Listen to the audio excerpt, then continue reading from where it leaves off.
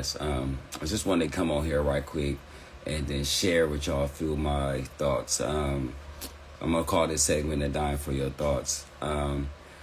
So I've been watching the playoffs for the last couple of weeks, and coming into these two series with Oklahoma and Minnesota, Indiana, and New York, I had made some predictions on the show that have come to fruition because of the fact that I saw a couple of these things coming.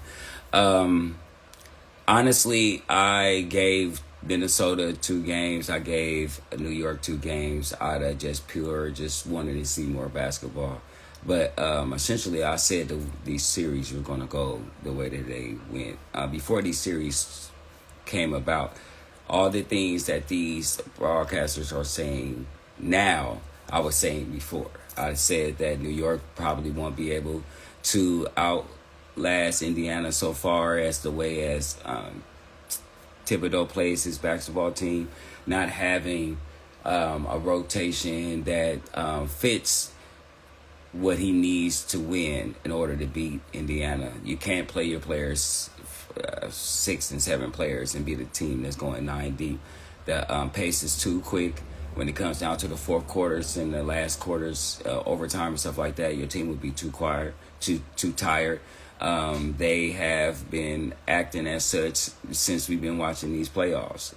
All the games have ended the same way, with the teams being physically and mentally tired. And I told some of my family and friends during an instant message when we was having a party watch that this would be the outcome.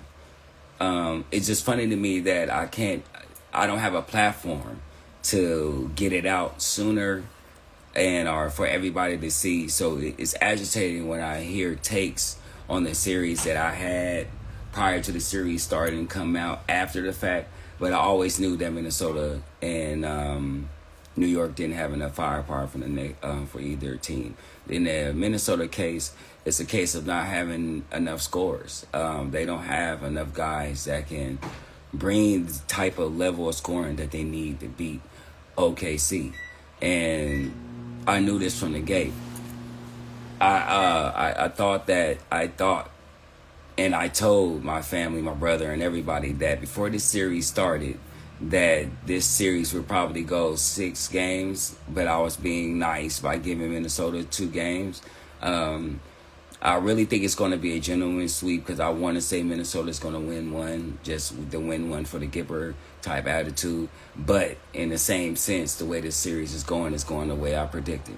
When it come down, Oklahoma just has too much firepower. Minnesota has to rely on Ant Edwards and Julius Randle, somebody who's in his first playoffs and is playing great, but it's still his first playoffs, and he still has to understand that each round gets harder. So you cannot sit up here and have off games at all when you're the only other option. And Rudy Gobert was never an option in the first place. I hear people saying now, bench him now. I was saying this 2 series ago. He doesn't produce any offense. All it is a tree on defense. But when you play a team that's complete, you can't just be a tree. You have to be able to do everything. You have to be able to bring some type of offense to the table because their big men are bringing offense. So you blocking 4 or 5 shots don't matter if everybody is scoring around you. But I don't want to take up a lot of people's time or anything. I just want to give you my insight on what I was thinking about before the series started. A lot of these people have these takes afterwards. I had these takes prior to the series. There's people that can vouch for this and I tell you that I said these series was going to go exactly how they played out. Basically, I'm telling you, come to Leave It Up Court podcast because we be on it. You know what I mean? Straight up. We know what we talking about over here. I don't just watch basketball. I love basketball. And with that being said,